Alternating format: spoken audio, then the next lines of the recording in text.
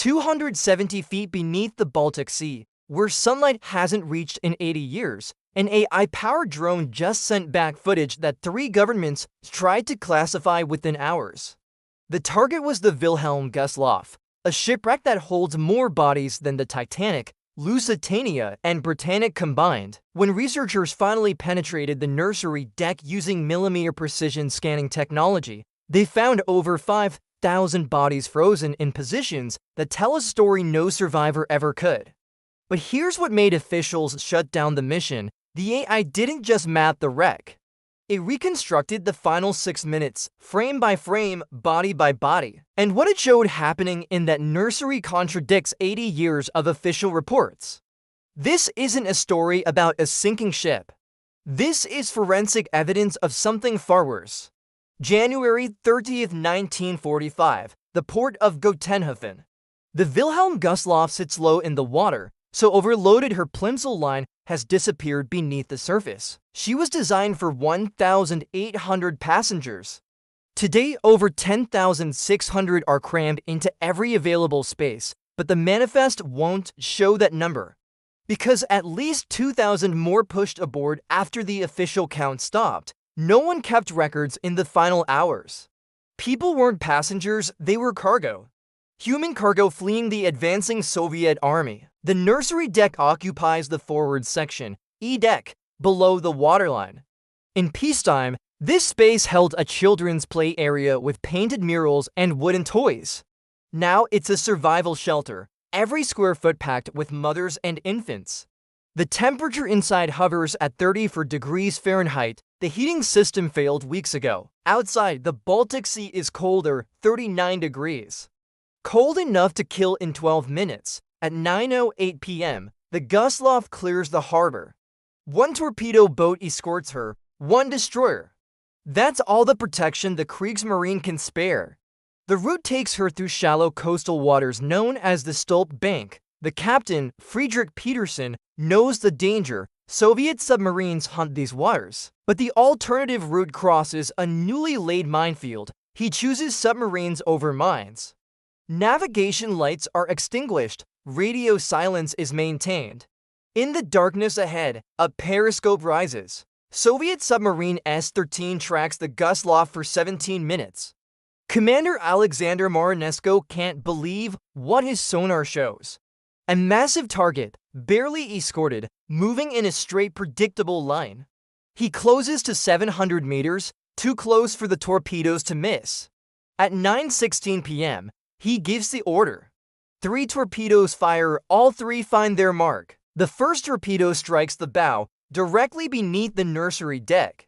The explosion tears through 15 feet of hull plating. But here's what the official reports never explained. The detonation doesn't just breach the hull. It creates a pressure wave that travels through the enclosed compartments at 3,000 feet per second. In the Nursery, mothers holding infants experience instantaneous barotrauma. Lungs rupture, eardrums burst, internal organs tear from their moorings. Death comes before the brain can register pain. The AI scans found 400 bodies in the forward Nursery section, showing no water in the lungs. They didn't drown, they died from the shockwave before the water arrived. The second torpedo hits amidships, obliterating the engine room. Power fails immediately, every light extinguishes simultaneously.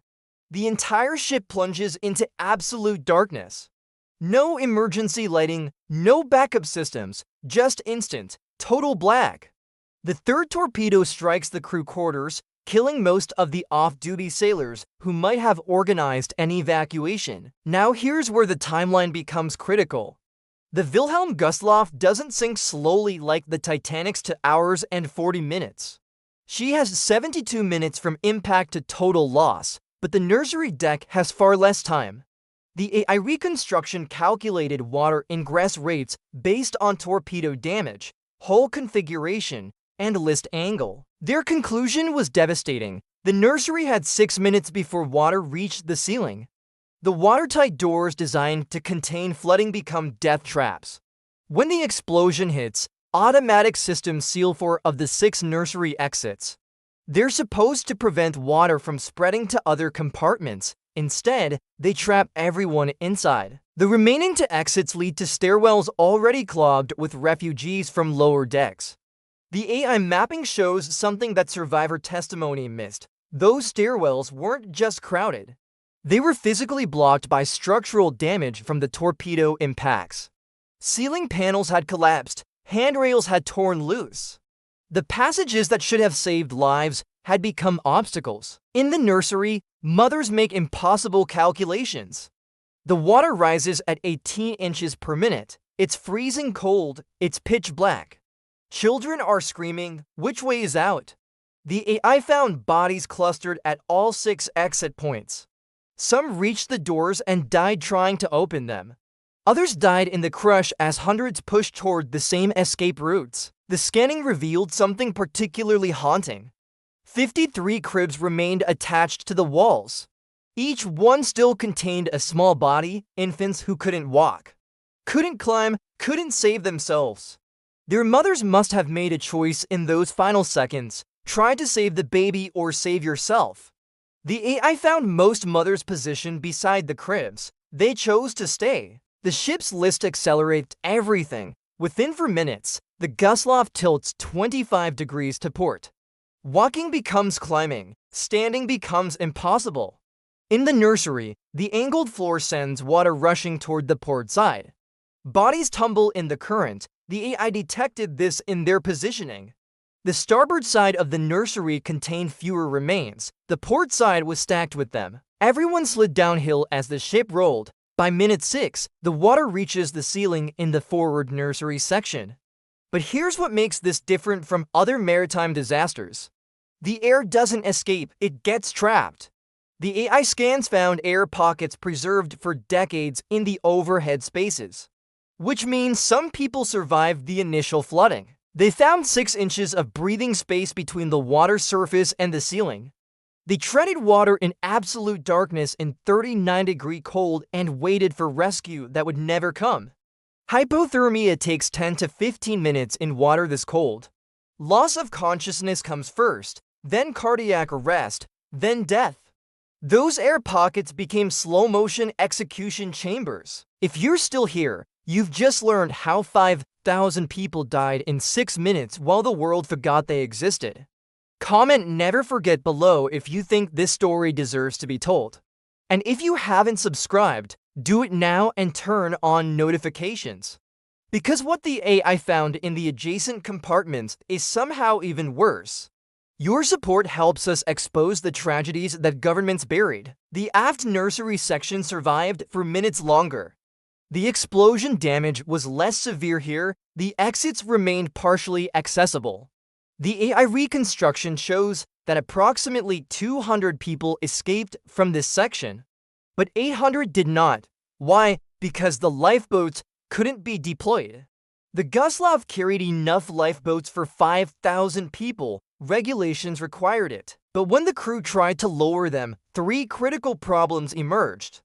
First, the 25-degree list meant lifeboats on the port side couldn't clear the hull. They swung inward and smashed against the ship's side. Second, the davits, unused for years, had frozen in the Baltic cold. Crews hammered at them desperately, most wouldn't move. Third, the lifeboats that did launch hit the water and immediately capsized. They'd been stored improperly, their drain plugs were missing. They filled and sank within seconds. The AI scans documented the debris field surrounding the wreck. 23 capsized lifeboats rest on the seafloor within 500 feet of the hull. Each one represents a moment when survival seemed possible, then wasn't. The final mystery came from the AI's facial recognition analysis.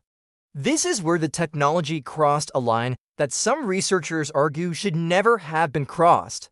The system identified individual faces, estimated ages, determined probable family relationships based on positioning and physical similarities. It found 37 mother-child pairs still together, frozen in embraces that lasted 80 years. It found clusters suggesting extended families who died together. And it found something that forced Poland to classify the entire dataset. 17 bodies wearing military uniforms were positioned in the nursery section. Not refugees, not crew, military personnel. What were they doing in a civilian shelter? The official story says the Gustloff carried submarine trainees being evacuated from Gotenhafen. The AI evidence suggests something different. These weren't trainees, their uniforms showed officer insignia. Kriegsmarine officers don't evacuate with refugees. They command ships unless they were hiding. Unless they knew something about the torpedo threat that civilians didn't. The Wilhelm Gustloff transmitted no distress signal after the attack. Her radio was destroyed in the second torpedo hit. Nearby ships didn't know she was sinking until survivors were already in the water. Rescue vessels arrived 90 minutes after she went down. They pulled 1,200 people from the Baltic.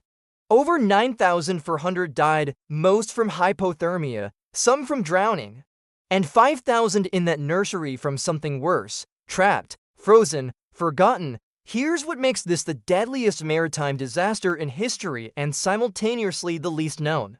The Titanic drowned 1,500 and got a century of memorials. The Gustloff drowned 9,400 and got classified files and official silence. Why? Because acknowledging it complicates the narrative. Germany started the war, Germany lost. The dead aboard the Gustloff were German. Their tragedy doesn't fit neatly into the story of justified Allied victory, but the AI doesn't care about politics. It documented what it found, and what it found in that nursery should haunt anyone who sees it. Not because it's unique, war kills children every day, but because it's so preventable. Better lifeboats, better evacuation training, better military protection, better decisions. The technology that finally revealed their story came 80 years too late to save them, but maybe it's not too late to remember them. The 5,000 frozen bodies in that nursery deserve more than classified scans and government silence. They deserve to be the reason we never let this happen again.